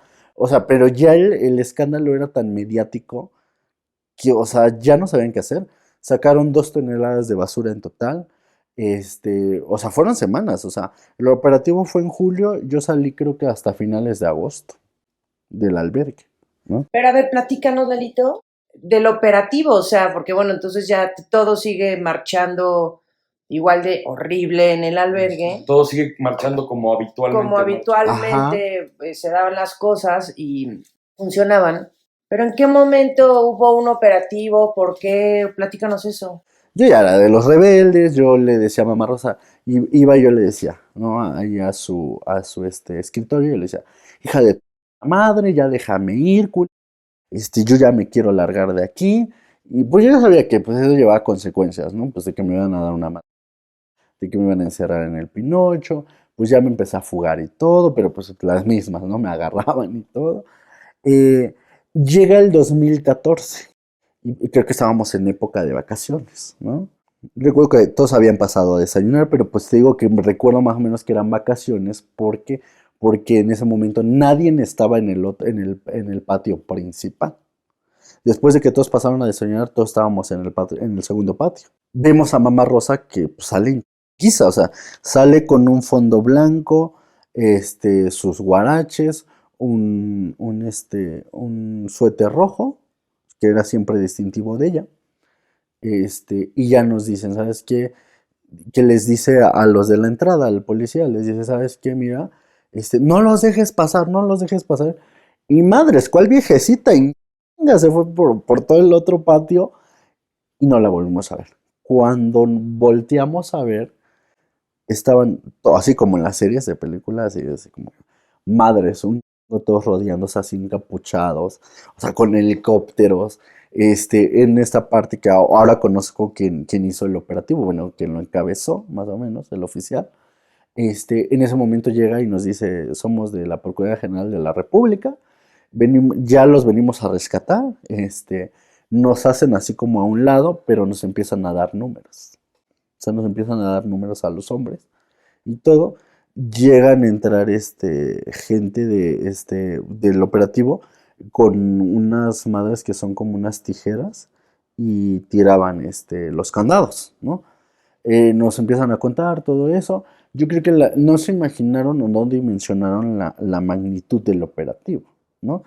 En ese tiempo nos rescatan a 530 víctimas que estábamos privadas de nuestra libertad. Dentro había bebés, había adultos mayores, había pues, menores de edad, adultos, o sea, había de todo, ¿no? Entre mujeres y niños también, ¿no? Pues ellos pensaron que a lo mejor iban a rescatar a 20 gentes que estaban secuestradas, su punto. Pero cuando pasa el operativo, no se dimensionaron tampoco, aparte del operativo, la repercusión que iba a haber en los medios de comunicación. O sea, ese mismo día en hechos, ¿no? Alias a Mamá Rosa la detienen, fue un atropello, luego Vicente Fox sale a decir que la va a defender, a nosotros nos empieza a dar una crisis, o sea, nos empezamos a correr, otros se querían escapar, porque ya la PGR en ese entonces pues empezó a cambiar todo, o sea, empezaron a quitar colchones así feos, empezaron a lavar, fue nuestra primera comida, yo recuerdo que nos dieron unos sándwiches, una manzana, así como desayunos del DIF, ¿no? Y todo, pero ya en buen estado, era la primera comida que nosotros probábamos después de años en buen estado. Empiezan a aparecer las familias, exigen pruebas de ADN, nos empiezan a hacer ¿cómo se llama esto? Nos toman a la declaración, o sea, uno tras otro, y así, ¿no?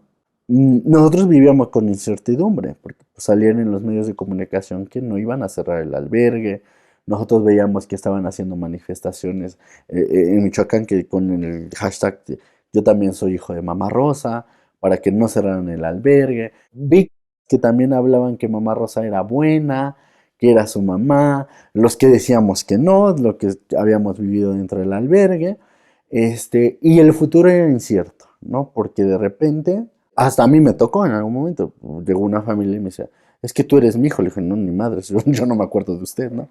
Y dice, no, es que pues mi hijo, yo un día vine con Mamá Rosa y me dijo que se escapó, pero tú tienes sus características, ¿no? Dijo, ah, no, yo sí me acuerdo de dónde vengo y todo. Hubo muchos desaparecidos, o sea que pues nunca los encontraron su familia, otros que sí los fueron a reclamar, que sí hicieron pruebas de ADN, pero en lo que pasaba todo ese tiempo nosotros estábamos con ansiedad y con desespero, porque Pero ¿por qué no se podían ir de ahí? ¿Ahí se llama Rosa o qué? no, a Mamá Rosa la detienen y se la llevan, no la volvimos a ver. Ok, ¿y ustedes por qué no se podían ir? ¿Por qué? Porque el Estado nunca se imaginó en la magnitud o dimensionó la magnitud del operativo. Había hasta personas que habían nacido ahí y que pues la mamá existía, pero legalmente eran hermanas, ¿no? Se puede decir así, ¿no? Entonces decían, no, y tenemos que comprobar que sí. Y las familias de afuera venían a reclamar a sus hijos, pero tenían que hacer las pruebas de ADN antes de entregarlos. Por eso yo te comento que o sea, yo fui uno de los últimos que salió en el último camión hacia la Ciudad de México. O sea, literalmente. Porque había, por ejemplo, decían, madres, o sea, hay adultos mayores, ¿a dónde los vamos a llevar? Su familia no vino y los reclamó. ¿Dónde los canalizamos? Había menores de edad que no fueron reclamados por su familia, ¿no? Entonces decían, ¿sabes qué? Pues hay que trasladarlos a DIFs, a casas hogares. O sea, fue recomendar. Otros fueron llevados a Toluca, que apenas ahorita van a egresar, ¿no? De los DIFs y todo. Entonces, a nosotros ya al final, te digo, el operativo fue en julio. Nosotros fuimos el último camión de mayores de edad que salió del albergue La Gran Familia hacia la Ciudad de México. Veníamos alrededor de 100 personas en un autobús. Y todo, a mí llegaron unas personas y me dijeron, como que nos tomaron como los sueños que teníamos. Ajá, porque había personas también con discapacidad dentro del albergue de La Gran Familia. Y todo, y dijeron, bueno, pues ahora sí que nos vamos a agarrar de lo que ustedes nos digan, ¿no? O sea, ¿tú qué quieres ser, no? Bueno, pues te vamos a considerar, ¿no? Y así, o sea, nos empezaron, la verdad es que fue así. O sea, nos empezaron a ver desde la parte de si nos veían futuro, ¿no? La verdad. Entonces ya, ¿no? Llegamos y implementaron un campamento aquí en la Ciudad de México. Y esa fue una institución que no puedo decir el nombre, pero que su directora rompió las reglas porque era para puras mujeres. Y aquí hicieron campamentos y todo, y con casas de campaña y todo para darnos la bienvenida y a podernos ayudar, ¿no? Y ya, pues uno a uno los fueron así como a uno los mandaron a Tamaulipas, a otros se quisieron ir a tal lado y así. Y yo pues mi futuro era muy incierto porque yo traía un acta de nacimiento de esas grandotas grises que decían, pues ni traía lo de mamá, o sea, nada. Nada más decía que yo pues era me llamaba Eduardo Verduzco Verduzco, que había sido registrado en Zamora, Michoacán, que yo había nacido en Nezahualcóyotl, Estado de México, y eso era todo. Cuando empecé a buscar trabajo, de sacar, por ejemplo, la INE, no podía, porque el acta era apócrifa, porque en ese momento yo tenía que hacer, también sacar la cartilla de servicio militar. Y hasta algún momento cuando yo fui a hacer el trámite, me acuerdo, en Tlalpan, me dijeron, no, güey, dices que de dónde sacaste esta acta. Casi me voy a la cárcel por eso. Dije, no, es que me la dio el gobierno y viene sellada y viene el papeleo y todo. Y ya de tener que volver a explicarle, o sea, todo ese tipo de cosas. Y literalmente yo no existía aquí, o sea, yo no existía en el país, yo no estaba en el registro civil, no nada de eso. ¿Sabes por qué se hizo el operativo? Sí, haz de cuenta. La segunda al mando de Mamá Rosa cuando yo llegué, y eso, a mí me inscriben en quinto de primaria, y esa fue una contemporánea mía. Haz de cuenta, alias la Chabelo era la prefecta de Mamá Rosa, ¿no? Era la que se iba a quedar al segundo al mando. Ella, aparte de ser encargada, ella tocaba en el mariachi de Mamá Rosa. Ella tenía una hija que se llama Josefina, que pues éramos íbamos en el mismo salón los dos. Se escapa alias la Chabelo, y entonces un día pues le dice a Mamá Rosa, pues dame a mi hija, ¿no? Si no, pues te va a hacer un desmadre o un escándalo. Dijo, no, pues no tengo miedo, y que pues qué desgraciada, ¿no? Entonces la Chabelo, viendo que no le pueden dar a su hija, empieza a hablar con más padres que no les querían dar a sus hijos. El total que reunieron 50 gentes y esas se fueron directamente ya a la PGR y levantaron ahí la denuncia ya formal y todo.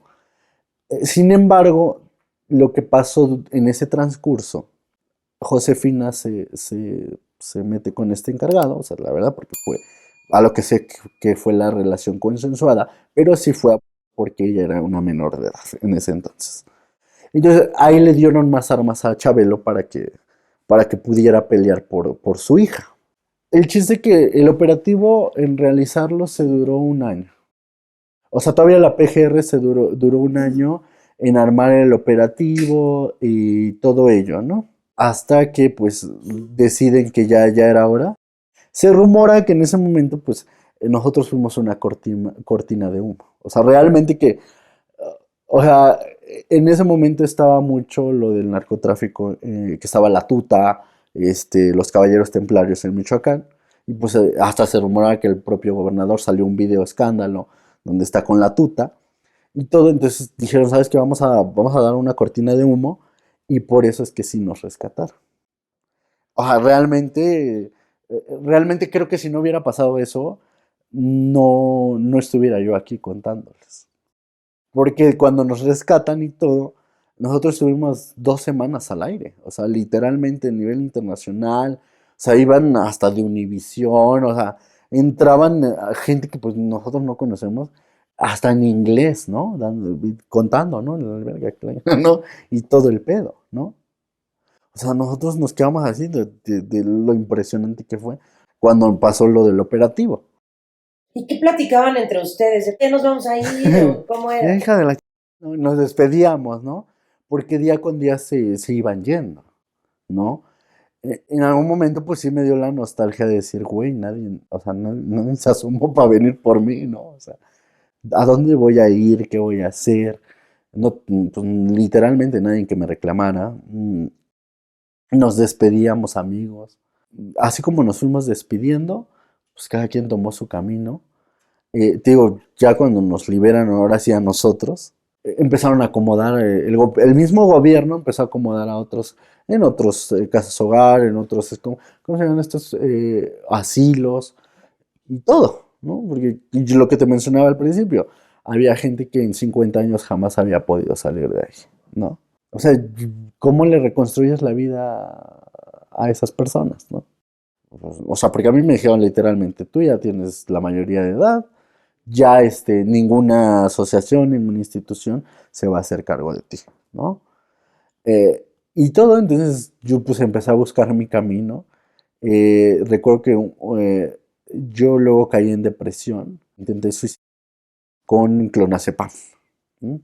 Porque yo estaba tomando ese medicamento cuando salí del albergue y me internan en el Fray Bernardino. Yo estuve, o sea, yo salgo en agosto del 2014 y ese mismo año, de noviembre a diciembre, estuve internado en el psiquiátrico. Que es cuando les digo pues, que pasé la peor etapa de mi vida, porque pues nadie me iba a ver, había gente pues que desgraciadamente sí estaba muy mal en el psiquiátrico, que hablaban solas, yo tenía mucho temor, me medicaban y me decían, sí, es que tienes que caminar por todo el pasillo para que los doctores te den de alta. Si tú estás acostado así, ellos no te van a dar el alta porque van a decir que estás mal. Entonces yo me ponía así a caminar por todo el pasillo, ¿no? En el Fray Bernardino. Hasta que pues me dieron de alta después de 2 meses. Cuando yo salgo me dijeron, ¿sabes qué? Pues ahora sí que te conseguimos un anexo donde te van a dar cabida para que puedas vivir. Vas a poder salir y todo para que busques trabajo. Yo después de eso pues empecé a trabajar. Yo estuve de afanador en la escala de Tetepan, en el poli. Pues el sueldo sí, la verdad, muy miserable. Yo tenía que doblar turnos. Llegaba a 6 de la mañana y salía a 10 de la noche, pues para que mis quincenas y todas mis compañeritas eran las que me apoyaban, la verdad.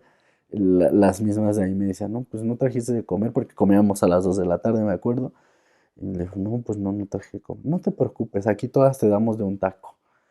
Y cuando yo quise cobrar mis primeros cheques de quincena, yo no los pude cobrar, o sea, tenía que endosar el cheque, tuve que aprender, o sea, volver a reinsertarme a la sociedad yo solo y todo, y endosaba los cheques y ya una compañera me hacía favor de cobrarlos.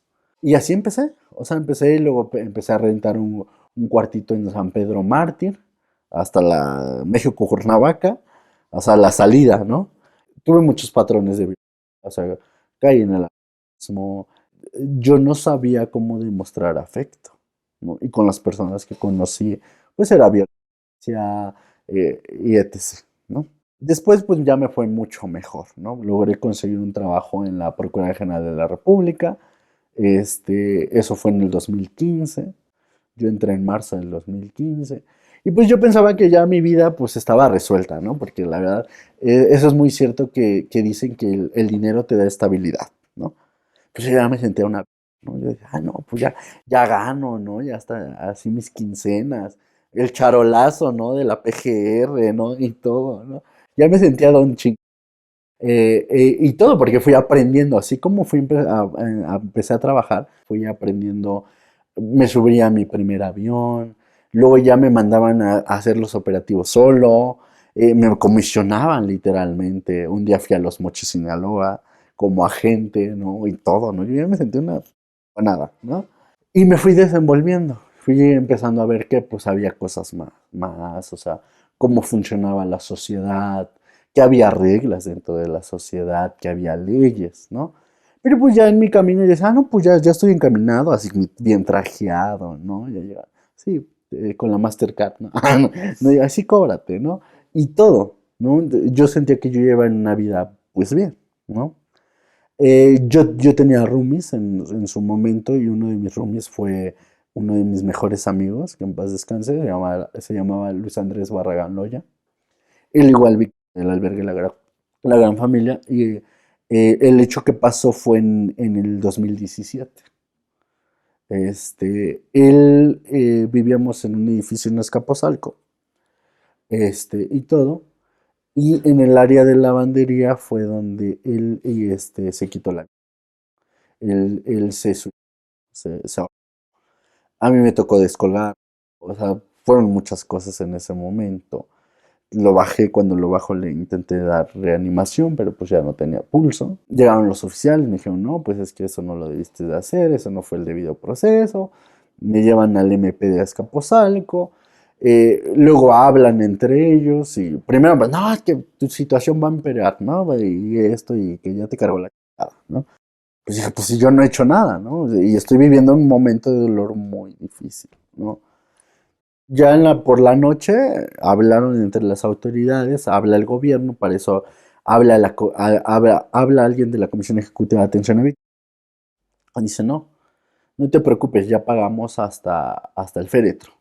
Nada más ahorita te van a trasladar al Instituto de Ciencias Forenses a reconocer el cuerpo, tú lo tienes que reconocer y todo, y lo vas a enterrar al mediodía. Pero ya está pagado todo, hasta el terrenito y todo, donde lo vas a enterrar, ¿no?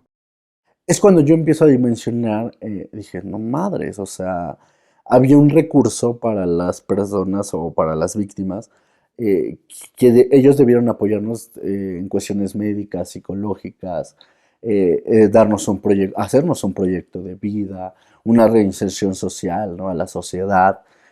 Sin embargo, nunca, o sea, si tuvieron ese recurso de que se lo chingaron las autoridades de ese momento y nunca nos apoyaron. O sea, literalmente nunca ejercieron la ley ni nada de eso. Hasta que te digo que pasó lo de mi compañero. Entonces ahí fue cuando yo abrí los ojos. Días después me toca el sismo del 2017, ¿no? Fueron 3 días después porque fue el del 19 de septiembre. No me dio tiempo ni de llorar, ni de nada de eso, o sea, ni de hundirme en la depresión. Y empecé a trabajar automáticamente. Entonces empecé a maquinar cómo iba a ser para que las autoridades apoyaran a las víctimas del albergue de La Gran Familia. Hago una petición en change.org, recabo 65,000 firmas ciudadanas, pero en esa petición yo le exigía al gobierno de ese entonces, que era de Enrique Peña Nieto, a la Comisión Ejecutiva de Atención a Víctimas y al gobierno del estado de Michoacán, que me rindieran un informe a mí de a cuántas víctimas se había apoyado desde el operativo. Sin embargo, pues, o sea, como hice o sea, nunca me imaginé la repercusión, que iba a tener tanta visibilidad, ¿no? O sea, cuando dije, en 65,000 firmas ciudadanas, o sea, me mandaron hasta todo y me dijeron, 65,000 personas firmaron tu petición, güey. Es momento de llevarla al siguiente nivel, ¿no? Y dije, madres, ¿no? Me empezaron a entrevistar plumas atómicas, sin embargo, mismos medios de comunicación, los periódicos, o sea, agarraron la nota y ¡paz! ¿No? Ta, ta, ta, ta, ¿no? Y se empezó a replicar mi historia, ¿no? Y nunca me imaginé ese golpe, ¿no? Yo hasta dije, no, pues nadie lo va a ver, pues es una petición que hice escrita y así. Y hasta llegué hasta Amnistía Internacional. Y el director de ese entonces de Amnistía Internacional fue el que me llevó a la Comisión Ejecutiva de Atención a Víctimas. Dijo, bueno, pues vamos a hacer esto. Me dijeron a mí, no te podamos dar información de a cuántas víctimas hemos apoyado, porque las víctimas deben de ser anónimas, nadie tiene que saber que tú eres una víctima, ni tú puedes saber quién fue una víctima, ¿no? Ni la sociedad, ¿no? Hay que cuidar su identidad y todo eso. Dije, pues madres, aunque sea, dame números, qué has hecho con los recursos, porque en ese momento ellos tenían recursos destinados, por ejemplo, y eso lo voy a hablar así, hay recursos también para, por ejemplo, para personas desaparecidas, para víctimas femeninas. O sea, sí, sí, sí, esa comisión está creada para eso, para defender y proteger a las víctimas. De hecho, existe una ley general de víctimas, la verdad. Sin embargo, pues esta comisión nunca hizo nada por nosotros, ¿no? Entonces, cuando yo llego, a mí me ofrecen, o sea, a mí me ofrecieron 5 millones de pesos. Me dijeron, sí te vamos a dar a ti nada más, pero a tus compañeros no les vamos a dar nada. Y fue cuando yo dije que no. Dije, no, yo, yo voy a luchar por mis compañeros, yo voy a pelear por ellos, yo no quiero que vuelva a pasar esto, porque yo anteriormente yo ya me había enterado que había alrededor de 8 víctimas que habían hecho el mismo patrón, o sea, se ven, era el mismo patrón, era no sé y todo, y que las autoridades realmente nunca habían hecho nada, ¿no? Entonces yo dije, no, ni madres. Yo la verdad declino la oferta y yo quiero que a mis compañeros se les dé apoyo psicológico, médico, que puedan tener una reparación integral del daño y pues una reinserción social, ¿no? Sin embargo, pues eso no les pareció, ¿no?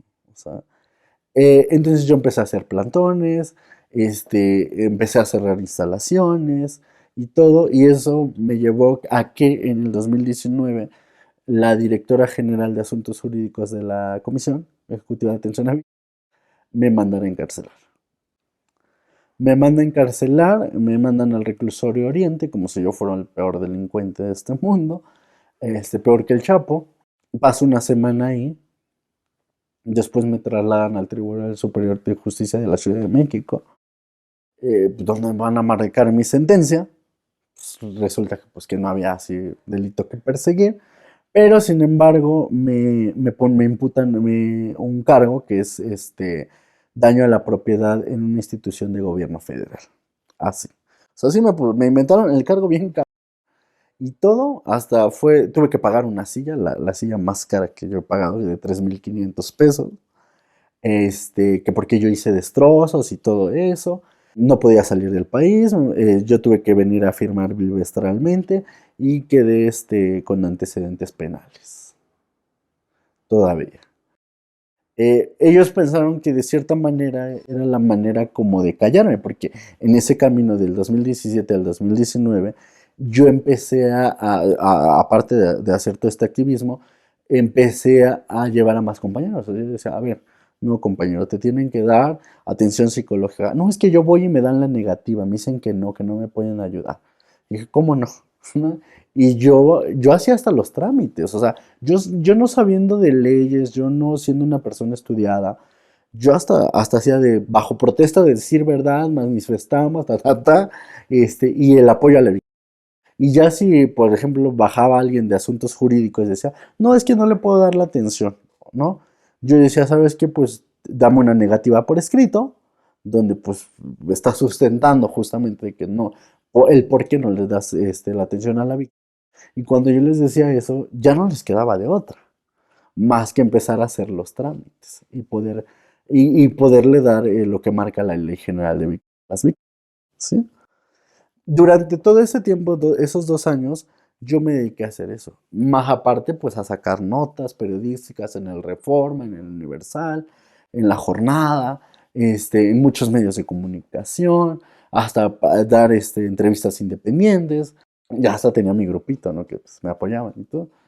Y te digo, pues empecé a hacer una piedra en el zapato para el gobierno. Me mandan a encarcelar, ellos pensaron que yo pues iba a desistir, ¿no? Ya con el miedo, porque me dejaron sin casa, sin dinero, sin trabajo. Es cuando decido, ¿sabes qué? Decir no me voy a rendir, ¿no? No me voy a rendir. Y regresé más fuerte con el despacho que me representa actualmente, ¿no? Que es un despacho particular. Y pues ya empezamos a apoyar a más víctimas, y todo. Después, cuando vino la pandemia, caí en adicción al cristal. Eh, eh, Porque pues en ese momento yo realmente pues no tenía como que esto de estar yendo hasta las instituciones, andar peleando, todo eso. Y en una fiesta, alguien, sí voy a decir, era de la Comisión Ejecutiva de Atención a Víctimas. Esa persona, y nos hicimos amigos, y esa persona un día me invita a una fiesta y me da a probar un foco, ¿no? Y desde ahí me enganché. O sea, ¿te pusieron un 4? No, o sea, esa persona era adicta, o sea, esa persona sí era adicta, pero era una servidora pública de la Comisión Ejecutiva de Atención a Víctimas. Yo terminé pues muy mal, o sea, yo estaba en los huesos, eh, ya debía rentas, ya no tenía para comer, literalmente dormía en un colchoncito, chico. Yo sentía que yo ya no podía más con la adicción. Entonces me tomé 100 pastillas de quetiapina para su... Esa vez yo ya no le hablé a nadie. Anteriormente, cuando me daban las crisis pues, de intentos de suicidio, todavía le hablaba a amigos, le hablaba a terapeutas, les decía, no, es que pues me voy a quitar la vida, ¿no? Y ellos se quedaban hasta la mañana dándome contención, ¿no? En el teléfono. Y esa vez decidí que ya no le iba a hablar a nadie. Decidí que ya me quería morir, ¿no? Entonces me tomé esos, y yo vivía solo, vivía en una vecindad, tomé el valor y eh, pasé 2 días inconsciente. Eso fue un viernes en la noche y cuando desperté era un domingo en la tarde. En la noche también, en la noche. La cara caída, así bien feo. No podía ni hablar ni sostenerme en pie. Volví a dormir. Al siguiente día desperté así, o sea, como pude. Y fui al médico. Gracias a Dios no me tuvieron que hacer un lavado de estómago. Dice el doctor que es un milagro que yo esté con vida y no me haya quedado ninguna secuela. Y todo porque pues, o pude quedar mal o pues igual era para que me dieran un paro cardíaco por las dosis y todo. Y eh, yo creo mucho en Dios. Yo antes no era de ir a la iglesia, no era de santos. Yo simplemente cuando me sentía mal hablaba con Dios y le ponía una veladora. Yo le decía, pues Dios, ayúdame, esto. Realmente fue tocar mi fondo, ¿no?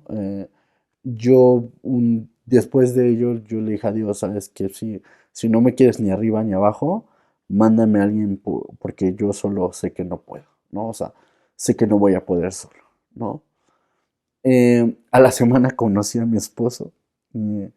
eh, sí le dije, o sea, sí soy del cristal, no puedo solo, tal, le dije, no va a ser fácil, ¿no? No va a ser fácil el dejar la sustancia, pero sí quiero hacerlo, o sea, sí tengo motivos para hacerlo, quiero una vida bien y todo, pero pues también va a ser un infierno, ¿no?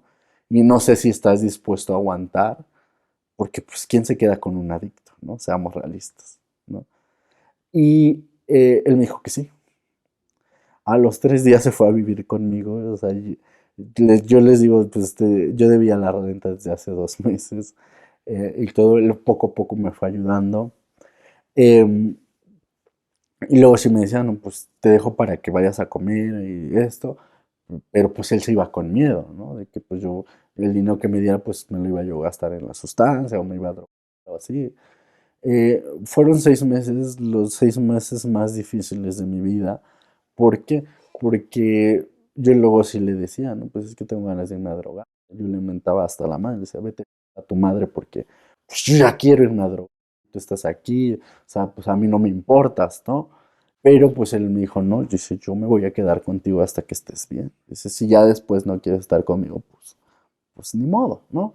Los primeros 6 meses de repente me llegaban pensamientos de consumo. La realidad es que para la gente que luego juzga y dice, no, es que ahí ese güey está hundido en la porque quiere, ¿no? Dice, no quiere salir y es un pedo. No, la verdad es que no. O sea, yo que lo viví en carne propia, la adicción tan fuerte, todavía 6 meses después pensaba yo, ¿no? Y decía, madre, es que me quiero dar un chancecito para echarme unos fumes y no va a pasar nada. Y luego y estaba yo así con la ansiedad a flor de piel y ya luego hablaba con él se quedaba conmigo hasta las 12, hasta la 1 de la mañana, 7 de la mañana. Y le decía, es que no me dejes porque pues siento que pues voy a recaer, ¿no? Pues poco a poco gradualmente ya fueron desapareciendo los pensamientos de consumo, me estabilicé más y todo. Luego le conté, le dije, mira, es que yo tengo hace 7 años escrito un libro que pues la verdad yo no me animo a publicar. ¿Por qué? Porque pues no soy una persona estudiada, apenas si tengo la secundaria, ¿quién se va a interesar por mi historia? y aparte no tengo los recursos, ¿no? Y él me dijo, no, pues vamos a hacerlo, vamos a lograrlo, vas a ver que sí se puede, vas a ver que nos va a ir muy bien con tu libro. Él me impulsó, ¿no? Hace 2 años publicamos mi primer libro que se llama La historia de Eduardo Verduzco. Nos fue súper bien, dimos entrevistas en Los Ángeles, para medios nacionales también, nos fuimos de gira, ¿no? Inclusive había una opción de hacer una obra de teatro, un monólogo, y todo, o sea, estuvimos en pláticas, una serie, o sea, hicimos un documental para una institución que se llama Save the Children, una organización. eh, Di conferencias en la Corte Interamericana, este, presenté mi libro en la CNDH, y en muchos más lugares. El apoyo de la gente fue masivo, o sea, como nunca me imaginé, porque el libro lo lanzamos totalmente independiente y todo. ¿Y dónde lo podemos comprar? Pues tengo un número telefónico, porque ahorita sí ya tengo, mandé a hacer un tiraje. Porque ahorita estoy escribiendo mi segundo libro, bueno, ya está finalizado casi casi, nada más que un libro es todo un proceso, que falta la corrección de estilo, el diseño de portada, el título, registrarlo más que nada también, y luego mandar a hacer el tiraje, ¿no? Pero ahorita el primer libro, lo pueden conseguir en el siguiente número que les voy a dar. Si quieren, manden un WhatsApp. Igual si lo podemos poner por acá, que sería el 55 61 55 50 56, ¿vale? ¿Y cómo funciona el proceso? ¿Te Me escriben? escriben, me escriben ya, pues, ya sea por libro digital o si no también lo quieren en físico. Claro que si hay una preventa en físico, o sea, primero me tienen que decir del libro y una semana posterior, ya que tengamos el tiraje, se les envía. Muy bien. ¿Y el segundo libro cuándo será que salga? Pues yo calculo a finales de este año. Hasta hace poco dije, pues ya lo terminé y vamos a lanzarlo. Qué increíble historia, en serio, porque además estoy viendo aquí, llevo mucho rato viendo el rostro de tu marido y se ve que se aman mucho y qué increíble relación, qué increíble historia. Ojalá nuestra audiencia aquí en Libro Abierto compre muchos libros. Claro. Y Lalo, ¿cuál es la mayor lección que te llevas de todo lo que has vivido? El que a pesar de las circunstancias, siempre vas a tener un mejor porvenir. Yo siempre era súper pesimista. Yo decía, no, y es que las cosas nunca van a cambiar. Y hasta decía, no, pues siempre me voy a querer. Y a lo mejor un día lo logro, ¿no? De quitarme la vida, ¿no? Y siempre estuve pues en situaciones de riesgo. Siempre hasta, a lo mejor hasta me quedé sin comer. A lo mejor pasé muchas situaciones y todo, hasta con familiares, que sí. Para todos los que nos preguntan si volví a ver a mis hermanos, sí, no tenemos contacto alguno. Cada quien ha hecho su vida, ¿no? Siempre va a haber un mejor porvenir. Y creo que yo soy el vivo retrato de ello, ¿no? O sea, mucha gente cuando saben o les digo, no, pues es que yo vivía en la calle, pues yo pasé esto. Hasta inclusive terapeutas me llegan a preguntar, dice, derivado de todos los hechos que pasaste, ¿por qué no elegiste ser un violador? ¿Por qué no elegiste ser un narcotraficante? ¿Por qué no elegiste ser un delincuente? ¿Por qué? Porque tu historial de vida, hasta lo dicen los terapeutas, es para que tu inclinación fuera de esa manera, ¿no? Simplemente porque creo que no hay maldad en mí, ¿no? Y no puedo ser malo con la gente. Yo te puedo contar que hay personas que hoy están en libertad, que de cierta manera también fueron víctimas del albergue de la gran familia, pero ellos eran encargados, ¿no?